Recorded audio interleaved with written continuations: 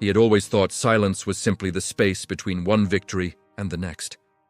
An elegant interval framed in marble and glass, lit by the nightlights of the city he believed he had conquered. But that night, the night that would begin his downfall, the silence had a different weight. Dense, cold, almost liquid, it seeped down the walls of the luxurious apartment as if the very air were delivering a late warning. In the center of the room, a dining table set for 3. Candles still flickered, dishes untouched. The wine had been breathing for hours. His wife's chair was pushed back as if she'd stood up in a hurry. His son's chair sat empty and still, pointing to a space where he no longer belonged. He stood there, his phone still vibrating in his hand, messages unread, promises unkept, absences that could no longer be hidden. He inhaled deeply, but the air no longer felt like his. It was supposed to be a night of celebration. He had done the impossible, become the youngest CEO in the company's history, helming an empire that shaped cities and bought destinies. The press had crowned him the architect of the top. Investors praised him as the reliable man. But his family no longer called him anything. The digital clock on the wall read 10:17 p.m. The city pulsed below, indifferent, while he stared at the void left by the people who mattered more than any headline. An instinct told him, deep and unavoidable, that this was the beginning of everything he would spend years denying. It wasn't mere absence, it was abandonment, it was the price. He sat down, his hands trembled. His phone vibrated once more, this time with a final, terse message from his wife. A single, cold sentence: "I can no longer compete with your top." And then the truth hit him: to reach such heights, someone always gets left behind. The ambition that once tasted like liquid gold now tasted like iron. The silence he'd once treated as power had become confirmation of the void he himself had dug. He looked out at the panoramic window. The city seemed distant and irrelevant. He tried to remember his son's smile and failed to bring it into clear focus. He tried to recall his wife's perfume and needed to make an effort. For the first time in many years, he felt fear not of losing his job, but of losing what he'd always promised himself he'd be able to put back when everything was ready. Nothing was ready. Maybe it never would be. And yet the story wasn't over. In fact, it was only beginning. Thus, the fall began. In the days that followed, he pretended nothing had happened. The set table, the abandoned chair, she treated them as a domestic hiccup that would smooth out once new responsibilities dusted themselves into place. He donned his finest suit, adjusted his tie with the practiced precision of someone used to controlling worlds, and crossed the corporate lobby like an impeccable shadow. Perfect outwardly, fractured inwardly. On the 49th floor, the meeting room awaited him with applause. The board treated him like a prodigy. Analysts put his name on case studies. But something was off. The applause didn't reach him. Each clap echoed as if against glass, reverberating hollowly. People smiled at him, yet the distance between those smiles and what remained of his own life kept widening. While presenting forecasts and projections, the image of the empty chair at the dinner table returned again and again, the candles, the untouched wine, the final message. He tried to shove the memory aside, but it seeped into the edges of his mind like a crack that had been ignored for too long. Conflict followed, and it deepened. At first, attempts at reconciliation were delayed and half-hearted. He sent long explanations, calculated apologies, recycled promises. His wife answered with silence. His son answered with coldness. Both had learned what he refused to accept: love cannot survive on postponed commitments. At work, his obsession with results altered his behavior. He became impatient, sharp, increasingly less human. He demanded the same blind devotion from his team that he demanded of himself, ignoring tired looks and the exhaustion that hummed through the hallways. Meetings became trenches, corridors, tunnels of tension. The summit he had worshipped began to show itself as a gilded prison. Small ruptures appeared subtle, but impossible to ignore. A veteran employee resigned, then another, then another. Formal reasons, new paths. He knew the truth: they were fleeing who he had become. The press, once dazzled by his brilliance, started noticing inconsistencies. Comparisons to toxic leadership surfaced. One column suggested his methods were unsustainable.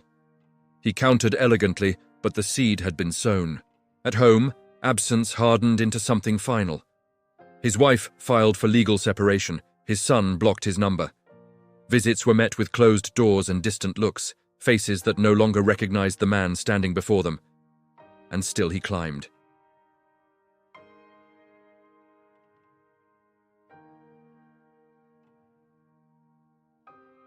He climbed higher, as if every step upward would buy him distance from the shadow trailing him. The summit was the only place he believed he still had control, but every step took him farther from the reasons he'd begun at all. The conflict became a silent storm.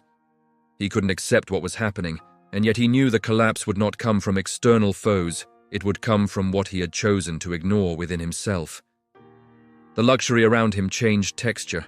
Marble, lights, cars, dinner.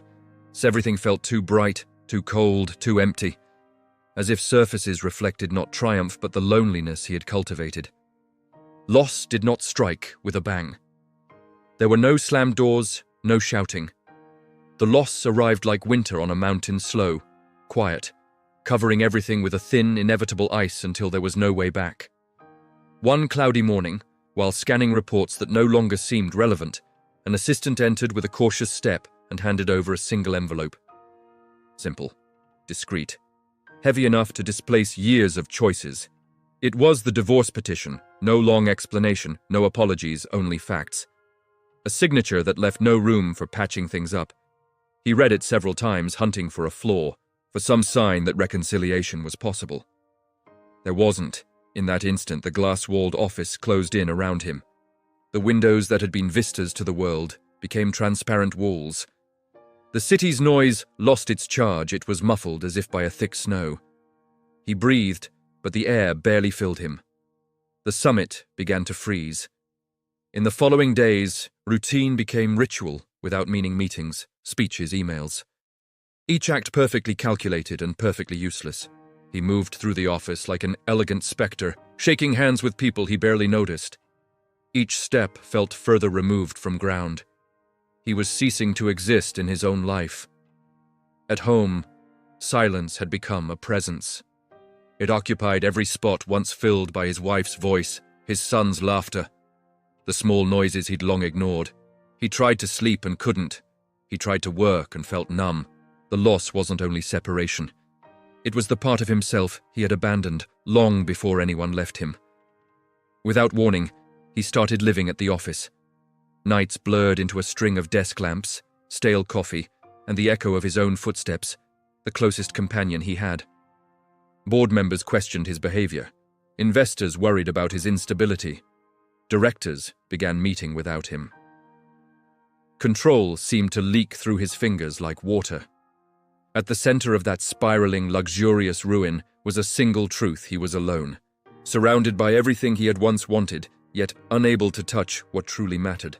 He noticed small, chilling changes, his hand trembling when he held a pen. A stranger's face reflected in the executive bathroom mirror. The heavy hammer of his heartbeat. The fall wasn't an impact. It was a slow sinking, deep and irreversible. Isolation didn't visit her, built it. Reflection did not arrive through a grand act of courage. It arrived through exhaustion, a weary kind of clarity that feels as though it's been lodged in your bones. One starless early morning, alone in the office with only the desk lamp burning, he opened the drawer he'd always avoided. Inside was something he didn't remember keeping: a crooked drawing by his son, colored with cheap pencils. It showed the three of them, him, his wife, and their boy holding hands in front of a yellow house with big windows. At the bottom, in clumsy letters, "Together, we are stronger." He cradled the paper with a tenderness that contrasted starkly with the hands that had signed multi-million-dollar contracts. In that moment he felt, for the first time, the weight of what he had traded, and the enormity of what he had let slip away while chasing a top that never embraced him. Silence shifted from accusation to confession. Memories washed back in waves.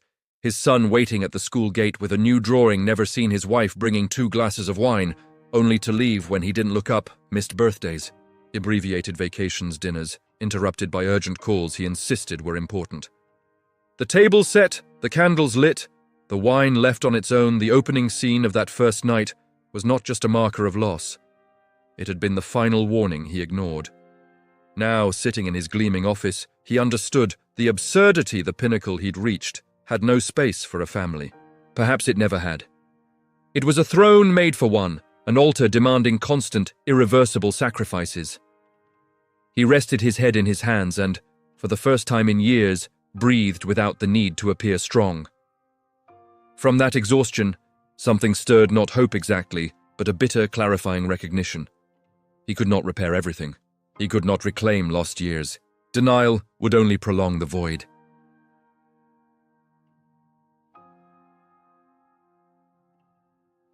The attempt at redemption began not with grandiose gestures, but with hesitation and small, tentative steps acts of someone who knows they have already done too much damage to simply knock on a door and say, "I'm here." One quiet morning he did not go to the office. He sat at the edge of his bed, listening to a city he once thought he controlled. He opened a box he had never dared touch, yellowed photographs, movie stubs, notes from his wife, drawings from his son. He handled each memory like something fragile and sacred. The second step was harder. He turned off his work phone. Not silence or airplane mode, he powered it down. The screen went dark, and with it a chain he had worn for years. Fear and relief mingled. He wandered the city, observing ordinary lives people whose days didn't revolve around quarterly results. He met an old friend he had pushed away. Their conversation was brief and raw, no laughter, no dramatic reconciliation, only the quiet recognition of two people who had once walked the same path and lost their way. Small gestures, imperfect cures. Back at work, he began to change. He delegated, he listened, he acknowledged mistakes publicly, an act unthinkable for the man he'd been. He apologized to employees he'd treated harshly and rehired one, knowing respect might never be fully regained. The outcome mattered less than the attempt. Redemption was slow and often resisted him like an old habit. Addiction to the summit returned in small cravings. But he learned to notice the temptation and to refuse it more often than not. He stepped down from the center and adjusted his life's rhythms. Clarity arrived not as punishment, but as understanding. He no longer lived at the frantic pitch of before the summit receded, or perhaps he finally stepped away. Power remained within reach, but it lost its sheen. It was another object that could never replace what he had sacrificed. Weeks later, the board summoned him. Formal invitations carry no warmth. He knew what they meant. The company needed the myth more than the man. They offered what they politely called a voluntary resignation. He signed without protest, where others might have raged. He felt only a curious lightness, as if he'd handed back a burden he had never been meant to carry alone. Walking away from the mirrored facade that had reflected his ambitions, he saw himself differently, not small, but real, imperfect, and human. Silence accompanied his steps, but now it felt like acceptance. A new routine began, one he hadn't learned to live. He found a small cafe by the park, where no one recognized him. He carried a book, but seldom read. He watched life. Parents with children touched him in a way that once would have felt inconvenient. On a certain afternoon, an unexpected message arrived from his ex-wife. Their son wanted to see him. No promises, no reconciliation, just a fragile opening. They met in the park on a golden late afternoon. The boy had grown, bore a seriousness in his face, and at first kept distance. The conversation was small school, a few neutral facts. He listened, just listened. That simple act tone he had never mastered before felt like the only real legacy he could now leave. When his son waved goodbye, there was no hug, only a shy, tentative gesture. But it carried a seed, small and fragile, real. He walked home with a feeling too modest to call hope. It was a weight that had begun to shift. The apartment no longer overwhelmed him. It was simply quiet, different silence that no longer accused but accompanied. Walking through the living room, he noticed, in the corner of the table he'd never noticed before, a linen napkin with a child's blue pen drawing 3 figures holding hands. The same image he'd discovered earlier in a drawer. This one, though, added a 4th, small, distant figure trying to reach them. It was a detail he'd missed when ambition blinded him. A tiny proof that at one point, his son still believed he could find his way back. He sat and breathed, Luxury had lost its luster not because it was worthless, but because it no longer defined him. Silence became a refuge, not an accusation. The city still shimmered, but now he could hear the distant music and the ordinary rhythms of life. And somehow they welcomed him rather than taunted him. The final twist was subtle. He didn't need to seize the top again. There was no reconstructing the past. All he had to do was walk step by step toward that small, drawn figure, toward the fragile possibility that something could still be built. True redemption rarely arrives as spectacle. It is patient, silent, human. And in that once luxurious apartment, amid the echoes of his former rule, he found the beginning of the most honest legacy he could leave.